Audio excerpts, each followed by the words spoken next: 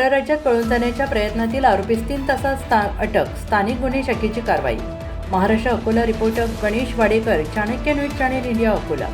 दिनांक 6/6/2026 रोजी police station बाशीटाकळी अंतर्गत ग्राम विझोरामध्ये मुलाने आईचा खून केला असून तो जंगलात पळून गेला असल्याची माहिती पोलीस स्टेशन बाशीटाकळी ठाणेदार यांनी पोलीस निरीक्षक श्री शंकर शेळके, स्थानिक गुन्हे शाखा यांना दिली।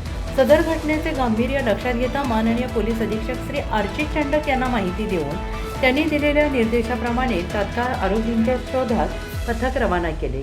स्थानिक गुन्हे शाखेचे पथकाने माहिती घेतली असता सदर आरोपीचे नाव सागर शांताराम पांडे असून त्याने कौटुंबिक भांडणाच्या रागातून त्याच्या आईचा खून केला असून आरोपी विरोधात पोलीस स्टेशन बार्शीटाकळी येथे अपराध क्रमांक 441/2026 कलम 103(1) भारतीय न्याय संहिताप्रमाणे गुन्हा दाखल झाला आहे।